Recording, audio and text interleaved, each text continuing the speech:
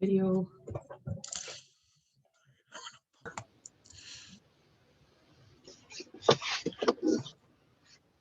So just a couple of quick things to start off with this evening. I'm hoping you guys can hear me all right.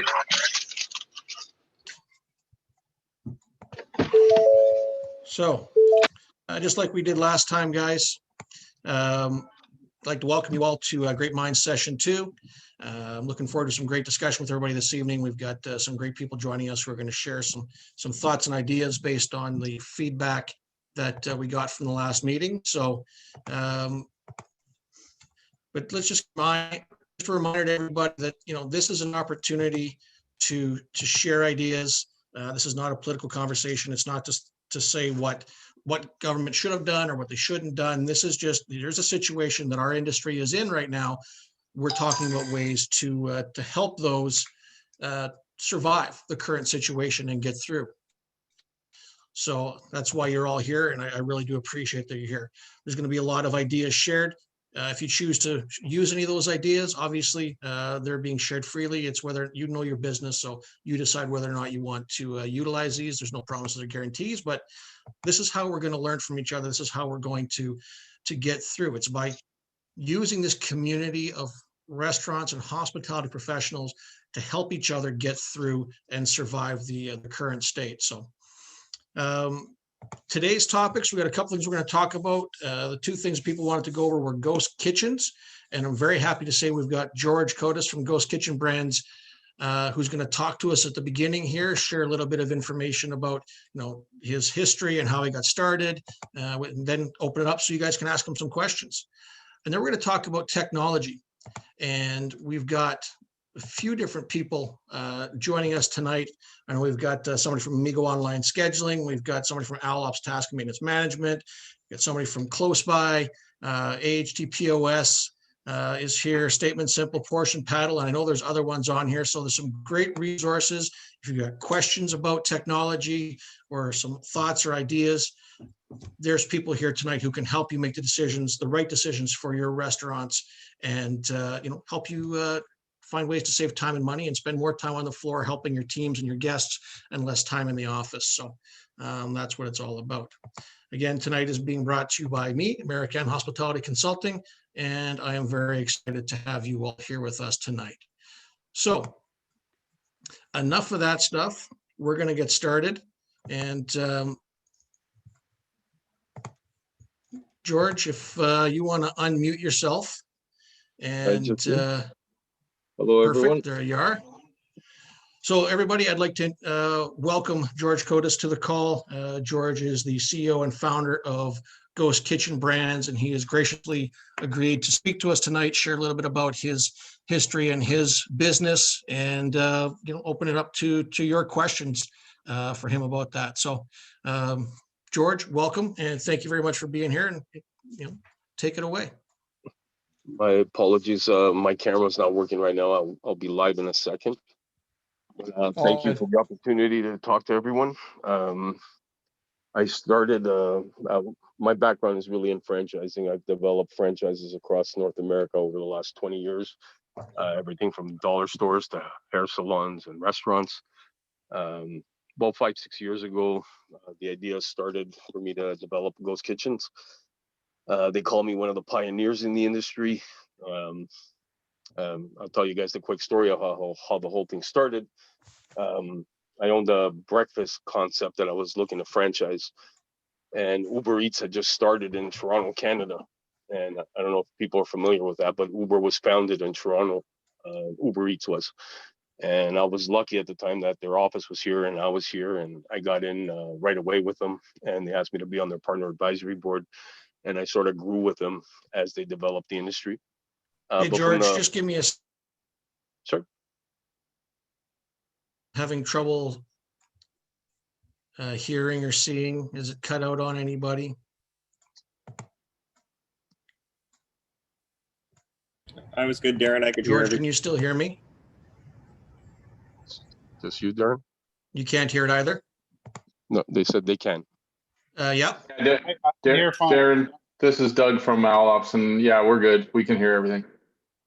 All right, perfect. All right, sorry about that, George. I just wanted to make sure because I had some notes coming through. No worries. So when I had this breakfast chain that I was looking to develop and grow, it was a hot thing at the time. So I was looking to develop my own brand and my own chain. And Uber Eats came in and asked me if I'd be interested in developing going online and doing delivery. And really, I didn't even think twice about it because we were opening 7 a.m. to 3 p.m., being a traditional breakfast place. So delivery is mostly at nights. But I said, I'll give it a shot. And I gave it a shot. And when they set it up, tablet came in. I'm sure you guys all know how it works. Uber made a mistake and they left my store open 24 hours. And I came in the next day and looked, and I had like 35, 40 missed orders. So the light bulb went off really immediately. Next day, I didn't do anything. I let it go for a couple of days just out of curiosity. And every day after 3 p.m., we would close. And overnight, we were getting 30, 40 orders. And that's for breakfast. So within a couple of days, I fixed the issue with Uber. And then I hired a couple of people. I kept the store open 24 hours within a week or so. The store would still be open for dine-in from 7 a.m. to 3 p.m. And the rest of the day, we would do only delivery. And as I was sitting there and just thinking, we were doing all these extra sales and revenues, it would be nice if I had a dinner menu. So I reached out to Uber. I started chatting with one of the heads of Uber there, and I asked him if I can add another menu. And he said, sure, you can add whatever you want to your menu, right? And I said, no, I don't want to add another menu. I want to create a different menu. I want to create a dinner menu with a different brand, right? A different name. People don't feel comfortable ordering a breakfast place for dinner, right? So he said, no, like there's no way. How are drivers going to find the place, right? If you don't have signage, how are customers going to order from you? Right? You don't have any brand equity. Nobody knows your store. Why would anyone order from you? And believe it or not, it took me a couple of weeks to convince them to let me do it. And they finally said yes. And I launched a Greek concept, Mediterranean. And from day one, it took off. And from there, within a week or two, I called him up and asked him if I can do another menu. And he said no again. He goes, come on, one's enough. But I convinced him again. And within a 2-month period, I think it was, I had landed about 6-7 menus of my own independent brands. But during that time, the most important thing that I saw, and everybody, the people that know me and done research on me, they see the story where one of the first orders that I ever got was a bottle of water, and a regular Nestle Pure Life bottle of water for $1.20, and the customer was paying $10. When you add the Uber fees and delivery and tip and all that, people were paying $9 to $10 for a bottle of water. And I think that's when it really clicked that I was onto something, because the world was changing. It didn't change 6 months ago. It was changing 5-6 years ago. The pandemic, just expedited things. But everything was changing. The millennials didn't really care. Our busiest times at our stores are from 9 to 3 a.m. 2 a.m., 3 a.m., 4 a.m. People just don't care anymore, and they just they want convenience. I always tell people it's not about. I don't think people are lazy. I think it's almost like the drive-through system. It's just people today value their time a lot more than they used to, and they don't have the time to cook anymore. They don't have the energy or the time to cook or to go shopping and prep everything and cook everything and clean everything. So anyways, from there, over the next year, I took a step back. I developed about 15 different menus. Being in the industry for so long, I had a lot of good contacts, met with all the right suppliers, started putting all the menus together, pre-portioned everything, fully cooked, put a system in place. And I think my biggest obstacle for the first 2-3 years was that the industry was too young, and Uber didn't even have enough drivers to support my second store, my third store. Companies like Skip the Dishes and DoorDash barely existed when I started the Ghost Kitchen concept. So I basically just did research and development and, just waiting for the industry to grow. And about 2 years ago, things started to change for me. My goal from day one was always to establish what I call a distribution network, almost like an Amazon type of thing, where we open locations all across North America. And all my stores are open 24 hours a day, 7 days a week, and we can reach every consumer in North America within 30 minutes or less with third-party delivery. About 2 years ago, like I said, we started acquiring the rights to brands, and I converted from the independent brands to international brands. The first one that I acquired was Ben and Jerry's. Right after Ben and Jerry's, I acquired the rights to Cinnabon. From there, we've just added a portfolio. We're up to about 45 or 50 international brands. We've acquired companies like Wow Bao, Nathan's, Quiznos, Taco Del Mar, Red Bull, Cheesecake Factory. I can't even remember all of them, to be honest with you. Wow. And we started development of our new footprint in our new stores about 7-8 months ago, 3,000 square feet. We run 20 to 25 of these brands in each kitchen. The main difference between what I do and the majority of the concepts out there that call themselves virtual kitchens, ghost kitchens, dark kitchens, cloud kitchens, is that we own and operate every single location. So I'm like a franchisee for all these brands. We don't rent out kitchens. And I think that's where the majority of people are headed, in that direction, to go and rent out their own kitchens and create a virtual kitchen. What I do that's completely different is that I own and operate every single kitchen. So we have common area for everything. So each brand gets its own station in my stores, but we have, cross ordering, common areas for cleaning, for walk-in coolers, freezers, cooking, everything. So, and it's been phenomenal. We've opened about 25, 30 stores in the last couple of months. We just signed a deal. Right now, as we speak, I have over 90 stores under construction across Canada and the United States. We have a lot of big and exciting things happening. We're doing a pilot project with Starbucks, Tim Hortons. It's just endless, and people just love what we're doing. Consumer loves what we're doing because it's basically a virtual food court with international brands. And I think the biggest benefit that we give the consumer is, one, is the variety. So you can go on Uber and order from all 25 menus at the same time and not have to pay a delivery fee for each individual person, right? For each individual delivery.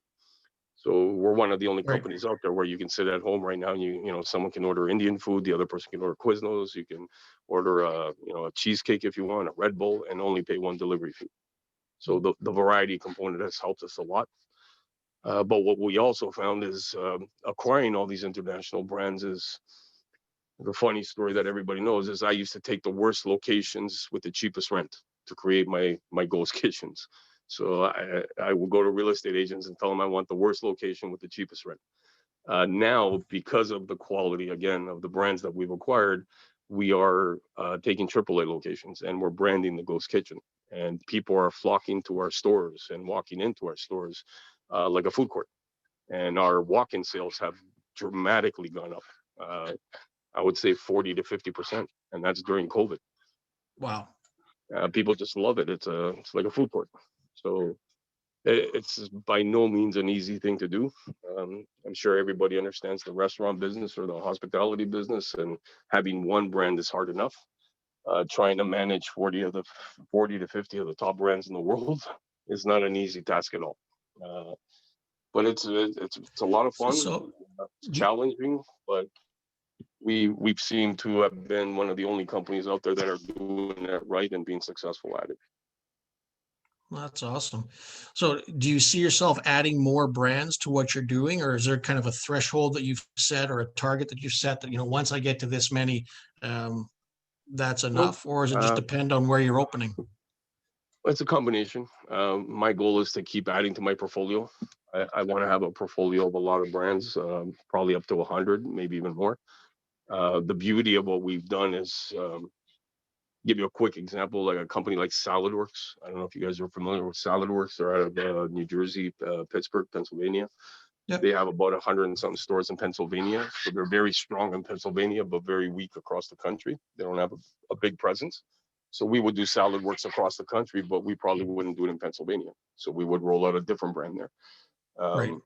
The majority of the brands that we've gotten for Canada has been very easy because the majority are not up here. in Canada. So we're doing them nationally across the country, and we don't have to compete with our existing brick and mortar stores. But in the US, there will be some issues. There's Cinnabon everywhere, Jumbo Juice. We acquired Jumbo Juice as well. So we're going to have to mix and match a little bit. But that's the beauty of the concept, that we don't need to put Nice. all of them in one location. You know, whatever works. You know? Right. We could put Jumbo Juice in New York, and you know it's not going to work, and we'll roll it out and put something else in. And we're also Interesting. starting a second That's kitchen amazing. with more brands. Yep, we like it. Cool. Good. Well, listen, guys, if you do have any questions for George, I know I've got one that's already come in. Just put a note in your chat box, and I will call you in to ask your question. Sorry, what was that, George? Apologies. Can you hear me? Yeah. I can now. Yeah. Sorry about that. For some reason, my internet is not cooperating tonight, so I apologize for that. But we do have a question from somebody, if that's okay, George. Dan Pearson, if you wanted to unmute yourself and ask your question that you put in there, that'd be great. George, I was curious if you have alcohol sales at any of these locations. Any, all, some? As of today, 0. We just applied for all our liquor licenses in our stores. We will be adding it very, very soon. I would say in the next 30 days or so. And we've actually gone a step further than that and created our own portfolio of alcohol. We started our own Ghost beer, 6, 7 different lagers, Ghost wine. We're creating our own branding already. But I believe it'll be a big part for us. It'll increase our sales by 25 to 30%. Nice. The problem up here in Canada was we weren't allowed to do delivery alcohol. The laws just changed about a month ago, so we jumped on it right away. And that was something that came up in our last call, and Glenn, that was something that you brought up in our last call, just the need to look at ways of getting that opened up so you could start doing those types of sales. In the US, I know here in Minnesota, that is something they were allowing restaurants to do for the last 9 months at least, because there was going to be so much wastage and so much money lost that they opened that up. So it's huge. It's huge here in Arizona. I mean, it's I talked to the people at the restaurants here. It's as George said, it's 30-40%. Huge pairings of prepared meal with bottle of wine. It's a huge deal here. And I agree, and I believe cannabis will be coming very shortly as well. Yeah, they were just talking. Cannabis became legal yesterday in Arizona, and but they were very clear in their announcements that not only have our sales tax in Arizona is 8.5%, it's 24.5% on cannabis, and there is no delivery allowed. So I'm sure there'll be lobbying efforts there. They made it very clear you can't phone the local cannabis store and have them bring it to your house. So. Well, in Canada, it became legal about a year ago, and I was just talking with Uber a few days ago, and they told me that it's going to be launched in the next couple of days, maybe a week. That's incredible. Wow. That's incredible for a company like mine too. Like, imagine imagine the campuses and the the universities and the colleges where you're having a party and you can order a 2-for and get some some cannabis and some Quiznos, and then phone back and order 20 pizzas. Yeah, there you go. We're looking at average tickets of $100, $200, right? That's right. How many? I don't want to say too much because one of my old university professors on the line, but getting some flashbacks. We'll leave it at that. Mr. Rapley, did you want to ask your question? Yeah, thanks, Darren. Yeah, the question, it relates to the cost of delivering the food through the third-party vendors. So from what I can see and from what I've researched here is there's almost like a double cost. There's a cost to you as the restaurant owner that you have to pay, whether it's a royalty or whatever it might be. And then there's an additional cost that the customer normally has to pay, whether it's buried in the taxes and services, and then there's the tip, and then there's everything else. And it can drive the end product up significantly. One study I saw said as much as 91% addition on like Uber Eats. So I'm just curious of what your thoughts are on that? Do your customers really care and they're okay paying that extra for? Yeah, I don't know about 91%. Like, I'll give you a quick example. Well, one, about the fees in the delivery companies, I think they're reasonable. I know people are going to be shocked at that. Like, everyone's yelling and screaming about, Uber's fees and DoorDash's and everything else. But, I've ran restaurants before the pandemic and before Uber existed. And, we used to do flyers and, postal services and send all that out, and then hire drivers and insurance costs and advertising and all that. It adds up almost to the same thing. To have companies like that are doing all your advertising, all your marketing, all your delivery, and, you don't really do anything except, fulfill the orders, right? So on that end, maybe it's a little bit high. They should come down for the average person anyways from, 30% to maybe 25 or in the 20s. And I believe that's still going to be adjusted as the industry grows. There's a lot of competition out there now.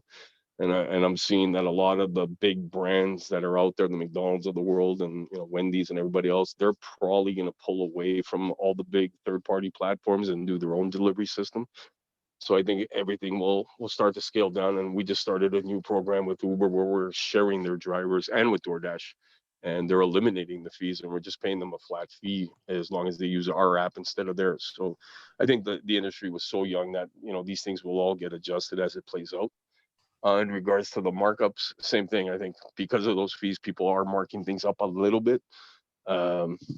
We don't do it that much. I have a simple policy, like my food cost has to be at 30%. That's it. And whatever the number is, it is. And, I cover that cost, the Uber fees and the delivery fees, and our margins make sense and our numbers make sense. So if something costs me $1, I sell it for $3, $3.33, whatever it works out to. But I have not had an issue with it at all. And I think people are willing to pay a little bit extra to answer that final component of your question. But people are willing to pay. They want convenience. Okay, so are you finding, so on that people are willing to pay part, I find myself personally sometimes actually just going and picking it up because I know that markup for that particular restaurant is so high. And you mentioned earlier that you were finding that people were coming to the location, that part's growing. But as a percentage to delivery, what's your pickup versus delivery percent? Because that kind of will factor on, I guess, the location, right, of the kitchen itself. Well, for us, that's only changed in the last few months. Before that, we were 99% delivery.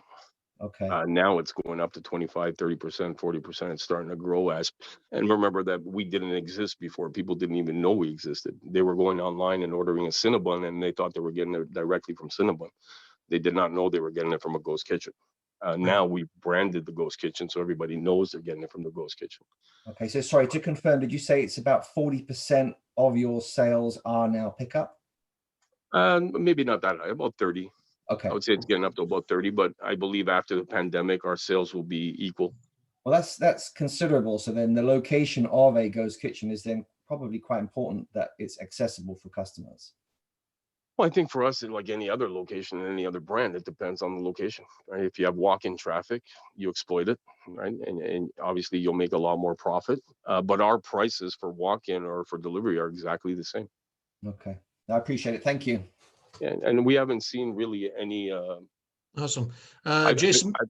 I've got like 500 stores online right now as we speak, right? And I don't think I've seen any complaints whatsoever about pricing. Mm-hmm. The people that you're talking about, maybe they're just gouging people. I don't know, but as long as it's our Cinnabons, for example, in Toronto, they're selling them Cinnabon brick and mortar stores in the malls. They sell them for $4.49. We started at $4.99. We didn't have any issues whatsoever, and now we just increased it to $5.49. And again, we have absolutely no complaints. Nice. Jason McMillan, did you want to?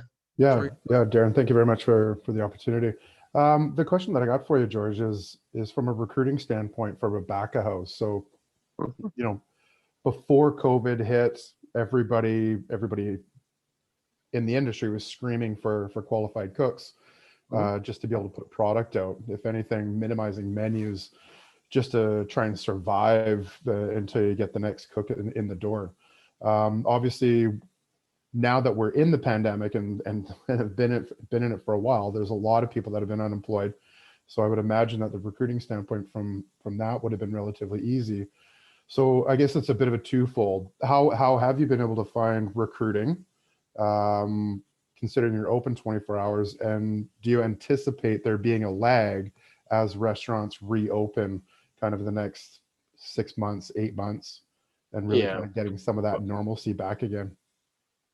For me, to be honest with you, we've had zero problem pre-pandemic and zero after the pandemic. Reason being is, and I didn't touch on this, but I will right now, and it'll probably help you understand a little bit more. But my stores are hitting about $2 million a year.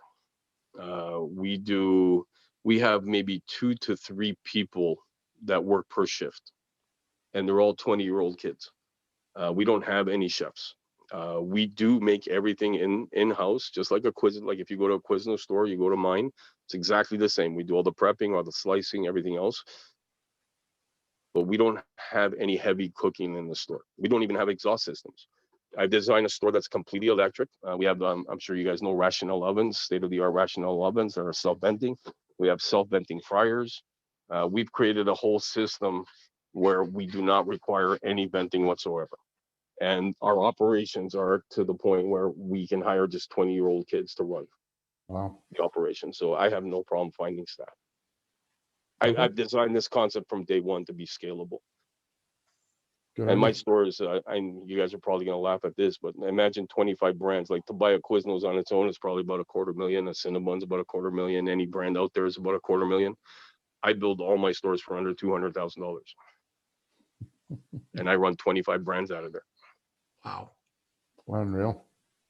It is. Well, congratulations. Well done. Yeah, that's impressive. You got me, you're catching me with my mouth wide open. So yeah, well done. Well, that's usually what happens with everybody else. And the reason we could do it, and I guess, and that'll lead into your next conversation after I get off, but the reason we can do it is because of technology. So we have no front of the house. We have seating area, but we don't have anybody that works in the front of the house. Everything's completely automated. You come into our store and you order through a QR code, or you order through kiosks. Right. So I have 3 to 4 kiosks per store in the front of the house. So people come in and they go to the kiosk, and we have all 25 brands there, and they order on the kiosk, and then they sit and wait for their food, and they get their food within 5 or 6 minutes. And there's nobody there to greet you and say, "Hey, Jack, how are you? Good morning. What can I get for you today?" Or, how do you, we don't have any of that customer service. So my team at my stores focuses 100% on just production, fulfilling the orders, and that's it. Wow. We got one more question here, George, and then we'll move on to our next topic. Last question for George is going to come from JJ. Thanks, Darren. I'm just sitting here racking my brain thinking about how you manage procurement and inventory management across 25 brands out of one location. Just a massive task, and I'm sure you have systems in place to help solve those problems. But do your franchises come with pre-negotiated contracts for distribution and purchasing? Can you kind of speak to that and shed some light on how that works? Sure. That's probably our biggest problem when we launch a brand, is just getting supply chain. It usually takes us about 2 to 3 months to source everything out. But we do have relationships with Cisco, Gordon Food Service. We're just starting with US Foods in the US as well. So again, most of the brands already have something in place. Our biggest challenge is trying to get them all consolidated under one distributor, and we've just come to the point and realized that it's never going to happen. So we're just going to do our best with what we have to do. And to be honest with you, we've really had no problem with it now. Originally we did, but right now again, it comes back to technology. We teamed up with a company called Chef Hero, who consolidated all our ordering on their tablet. So we have one tablet in-house that has our full order guide. So whenever a store needs something, our managers just order, and they really don't know where it's coming from, but it's all consolidated under one order guide. So they just order it, and then shipment comes in. But that's awesome. I've my organization is actually working with Chef Hero as well. They've got a pretty cool platform. I guess the next evolution of that question is, how can you leverage, that type of purchasing power and volume with that many brands? Have you connected and are working with any group purchasing organizations or rebate programs? Not yet. Okay. And the problem is, I think you mentioned earlier, is we have to buy the product that the brands have already done deals for, right? It's very hard for me to get to work out a new deal. Like Quiznos has an agreement already with Cisco, for example. SaladWorks already has their deal with Cisco. So I really don't have much leeway there. Got it. Very impressive. I'm absolutely blown away at learning about this. It's pretty incredible. Well, it gets better. I'll tell you guys one more thing. We just did a deal. We haven't announced it yet, but I'll announce it. The deal's done, signed, but we haven't done a press release yet. We weren't going to announce it for another week or so, but we just did a deal with Walmart. We're going to be opening in 25 different states in the United States and replacing McDonald's. And 60 in the US, 15 in Canada. And we just did a deal with them. We're finalizing tomorrow for Latin America and Central America. Wow, so you'll be hearing a lot about my brand in the next few months. That's amazing. Congratulations on that. Appreciate it. Thank you. Took me 6 years. People think this all started during the pandemic, but no, it took 6 years. I just got a big jump start on everybody. Yeah. I think, knowing the people that I do on this call, there's a lot of people who have been in this business a long time.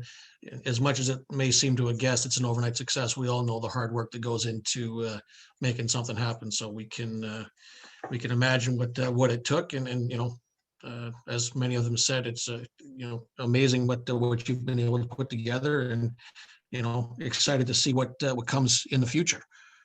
So congratulations with all that. Thank you very much for sharing that with us tonight. Guys, I do want to move on to the next topic, so we have some time, but if there are any further questions that you'd like me to get to George, I'm putting my information in the chat. Feel free to take it down, reach out to me, and I'll make sure that I reach out to him. George, if that's okay with you, there may be some after questions I forward out, if you don't mind. No, of course, by all means. Glad to help. All right, I appreciate it. That's awesome. Thank you so much for doing that. Guys, I have shared out a bit of a poll. If you do have the opportunity, I will share the results after the call is done, but if you could, just a little bit of feedback around the topics we're going over tonight. The next topic that we're going to go into is technology, and just different ways it can help us in our restaurants. We're fortunate to have people from a bunch of different technology companies with us. We've got Jason from Amigo Online Scheduling with us. Doug's here from Owl Ops Task and Maintenance Management. I got Frank from Close By, Jeff King from Statement Simple. I've got Greg from Portion Paddle, and I've got Clayton and Marvin from AHT POS. And I know there's others online who are in that field. So, it was Mike Nadeau that originally brought this to me, as he thought it was a good topic. And for me, it's something that I've thought of since I relocated to the US. One of the things I've noticed is you go into a restaurant, and when it's time to pay, they're grabbing your credit card and they're walking away for 5, 10, 15 plus minutes for you to pay your bill. Like, my mom came down here to visit. The guy took her card. She got up and followed him. Ain't nobody taking my mom's card out of her vision, because you just don't do that in Canada.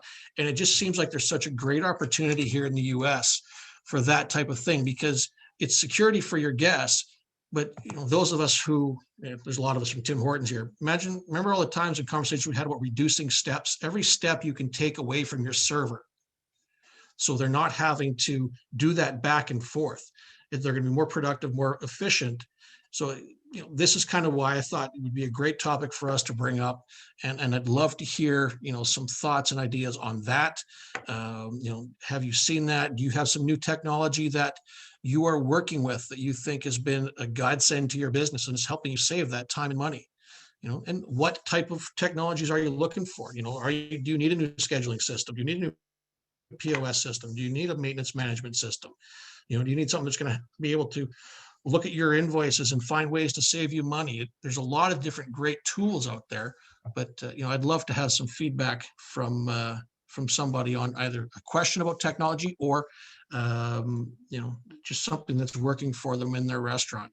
And again, just put the note in the chat field, and I will call you in to either ask your question or share your thoughts on that.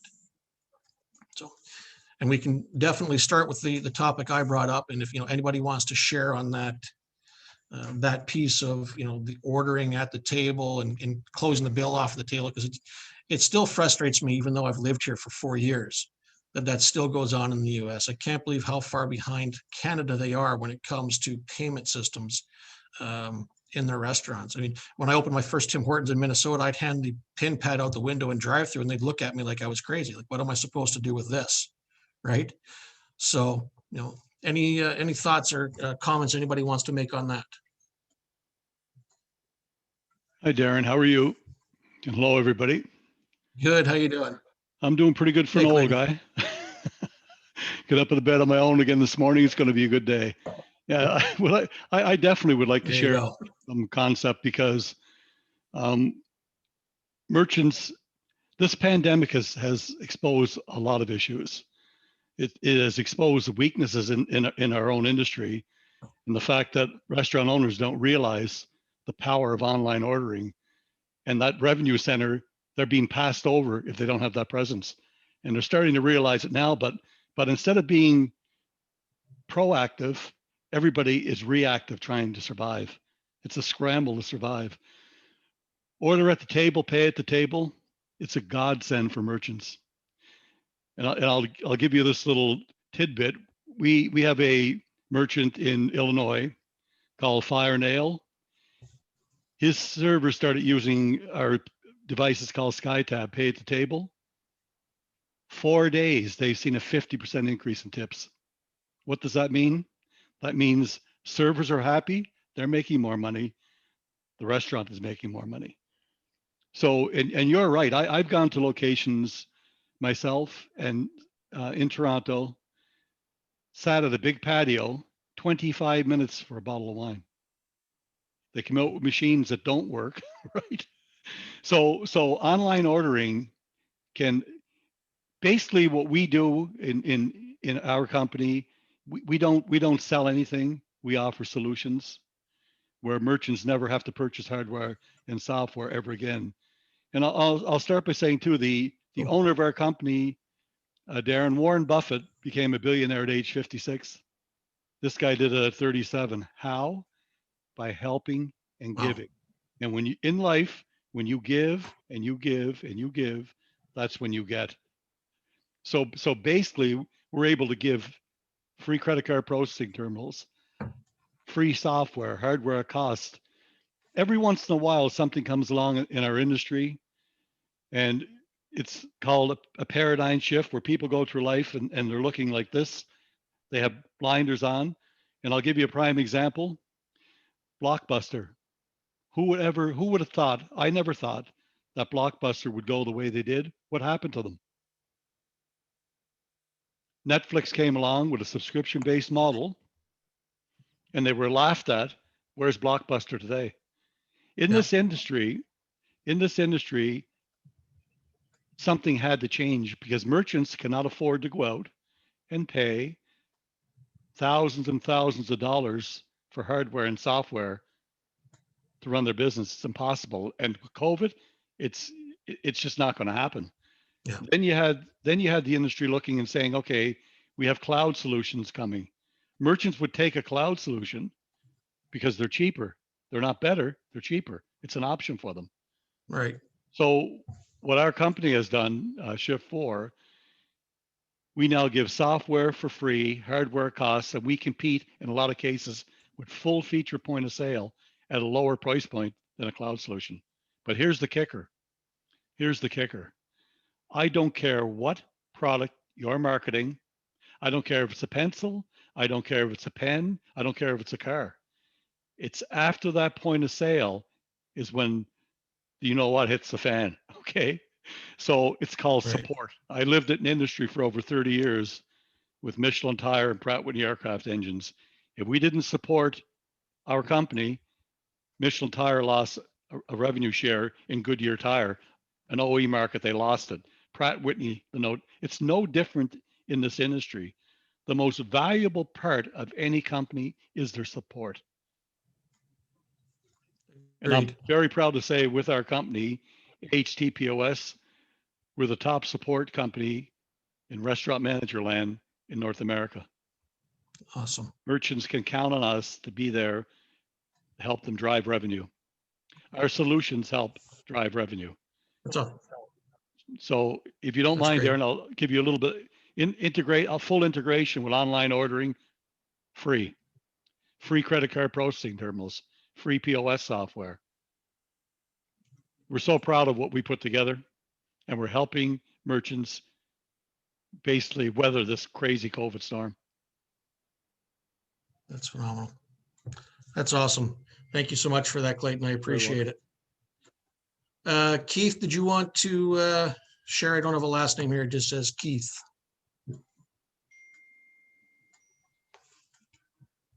Yeah, I'm Keith, sorry. you unmute yourself. Yeah, I've been on calls all day. You'd think I get the mute down by this point. Yeah, I'm with a group, Uncle Julio's. I'm in the lower 48 in Texas, and we've been down this road 3 years ago. We're usually the laggards in the industry when it comes to technology. Wait for someone else to develop it, test it, get it ready to go.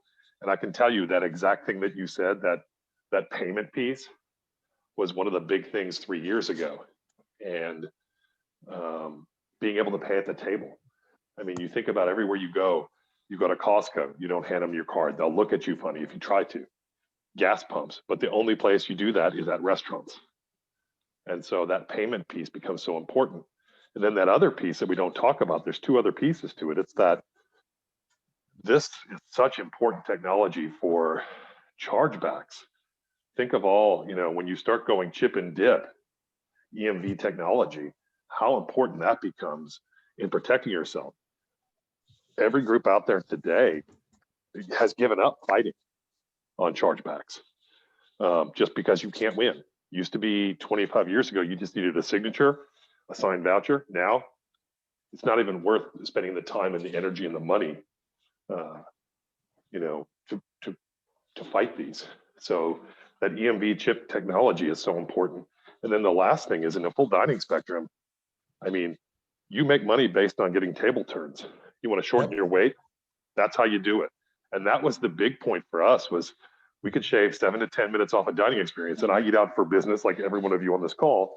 And I'm that guy that sits there with my Amex as I'm finishing up with my credit card in my hand, because I don't want you to go get the check. Because I know when you leave, like you said, you're 7 minutes to 10 minutes before I see you again. Just take it. I'll look at it. If after the fact, if something's wrong, we can talk about it then. Yeah. But it becomes such an important piece to turning that table.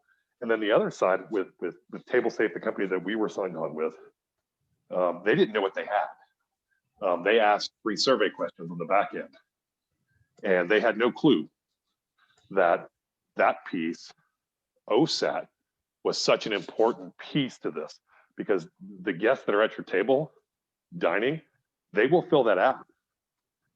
We get about 80%, 75 to 80% of our guests fill out at least the first question. And then we have revolving 25 questions for number 2 and 3. We ask you 3 short questions at the end of your payment process. And I got to tell you, I mean, it's a huge deal to us. We look at those numbers weekly. I live in them daily, sending reports. And so having something like that, they had no clue what that was. They actually have a survey that happens to also take payment at the table. It speeds your table turns. And when you pair that with table management system like the Resi or an open table, now all of a sudden you can actually capture more guests. So it is revenue. But you know what? 3 years ago, we were their first customer or big customer. And today, we're now looking for something that does more because they haven't innovated enough. We're looking for exactly what you were talking about earlier, which is ordering and payment, being able to order off a QR code at your table so that our guests on busy days, because we've got a minimum wage coming. And everything that we've seen tells us that tip to minimum income, or the tipped wage, minimum wage, is going to go up. 43 states pay $2.13 an hour to tipped employees. If that goes up and they make it $15 an hour across the board, every full service company is going to be in trouble right now. You're going to see a drastic reduction in service, zero hospitality. I mean, that's not even an option at that point, and people are going to be scrambling.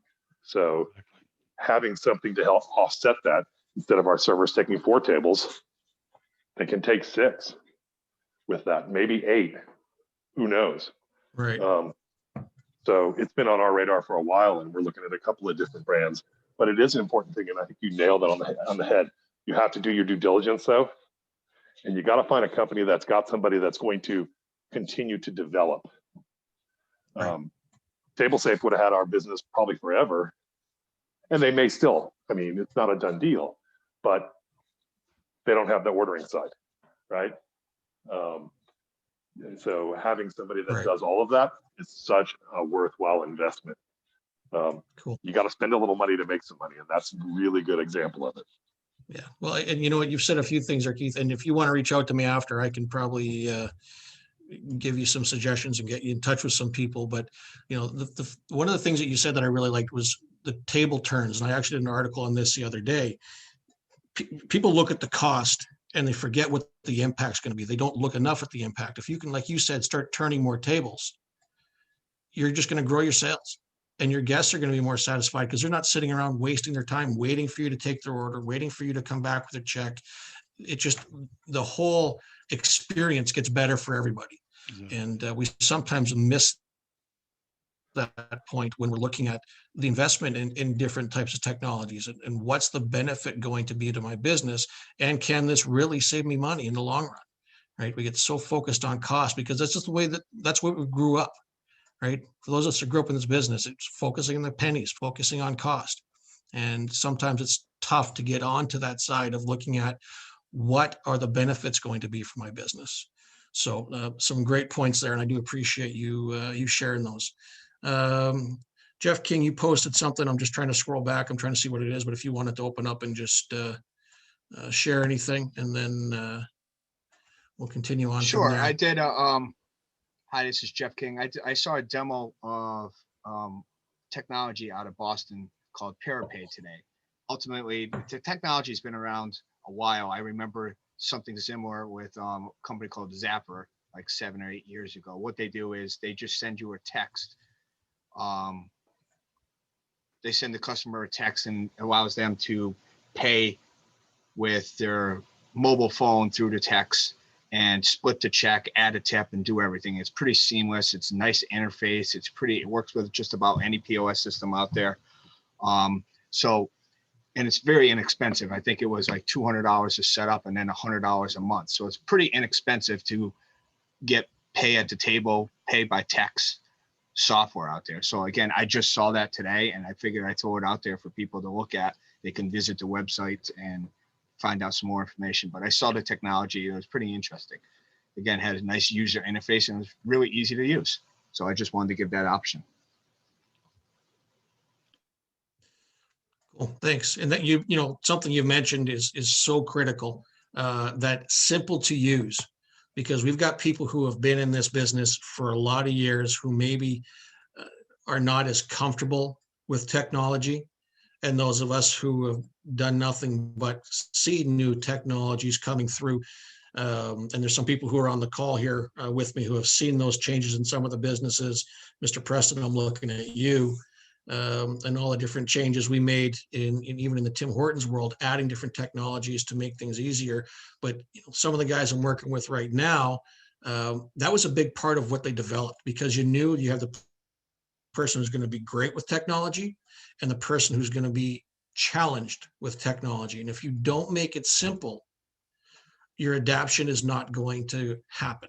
Right, your adoption is not going to happen. They're not going to utilize it to its full extent, and it's just going to frustrate them. So I think it is a great call out and a very critical point with technologies, that it needs to be simple for the end user to make sure that it benefits their whole team. So definitely. Hey, Darren, if I can, it's Doug here. Yeah. One thing also that I'd have to say that I've seen with implementation of technology, especially in the last number of months, is that we have to be very cognizant of the way the mental state of our staff. Everyone's life has been thrown up in a bit of a turmoil over the last year. So throwing new technology at them has to be done properly. And you have to actually take the time, get them out of their, the area where they're getting interrupted from, whether it's, someone calling in sick or a customer complaint or dealing with something else in the restaurant. Yeah, we really have to be cognizant of that and just be aware that, the mental state, and I know this, I'm probably preaching to the choir on this, but the mental state of our staff and our team is, it's a pretty precarious position we're all in over the past year. So just throwing new technology, as simple as it is, as simple as it looks, is not always that simple, and you just have to play that cautiously, I guess. Just 2 cents from my side. Yeah, agreed. Darren, can we go back to swiping? What a lot of merchants are not aware, and Visa, MasterCard have made it crystal clear. They've sent warning shot after warning shot to say, you, Mr. Merchant, if you're not PCI compliant, if you're swiping cards on your point of sale, that's not encrypted nor tokenized, you are liable 100%. I can go into a restaurant in the US right now, take 20 people with me, run up a $5,000, $6,000, $7,000 meal. They can have me on camera swiping my card. I can wait a month, call and do a chargeback. It's a non-secure transaction. They have to give me my money back. And people have caught on. It's crazy. So with the proper technology, and especially with Shift 4 too, it's not only encrypted, it's tokenized at the point of sale. So the merchant's 1000% protected, plus QR codes where they can scan at the table with their cell phone, order direct to the kitchen and pay with their cell phone. And also the free mobile devices that somebody mentioned, where you can take orders at the table and pay at the table, and those devices are free. So it's a pretty powerful product line. Yep. Awesome. Keith just asked if anybody has heard of Zingle, a text app for takeout.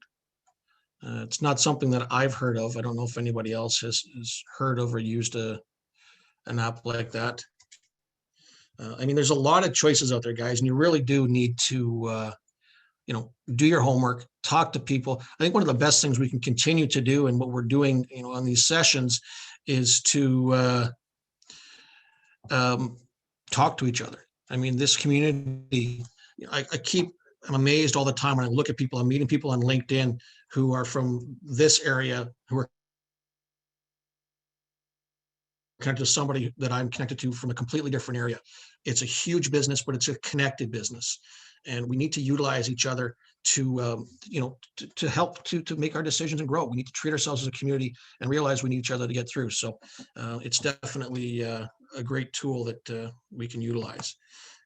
Any other thoughts on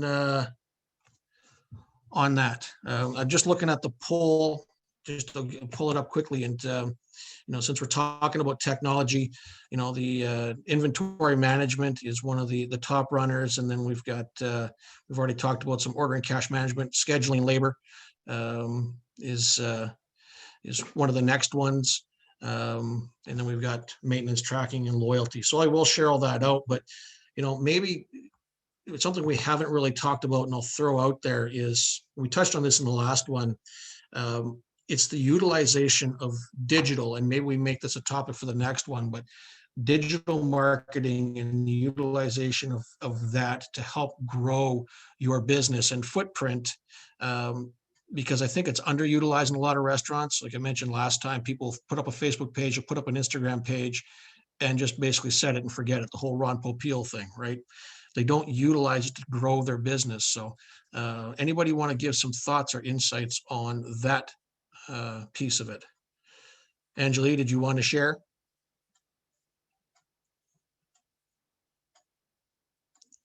Sorry. Hi, Darren. I was just I don't know if she can hear me. Angelique? I can hear you. Can you hear me okay?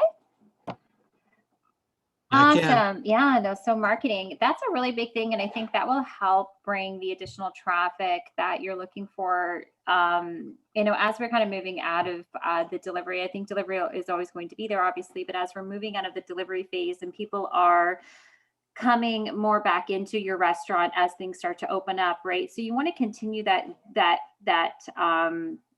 traffic and increase your traffic. So when it comes to marketing and it comes to insights, there's a couple of tools that I have in my toolbox and that are really affordable. So part of that comes from the, you know, looking at having your proper Facebook page, your LinkedIn page, your social media kind of all set.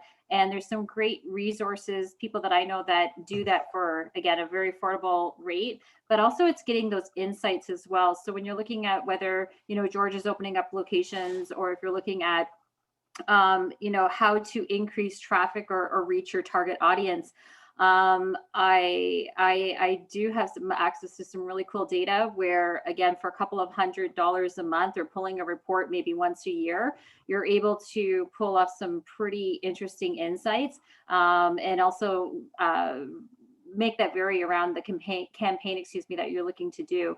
So I think you know, having a clean, consistent front on the social side is very important, Darren, as you know, but also it's spending the appropriate dollars in the right spot.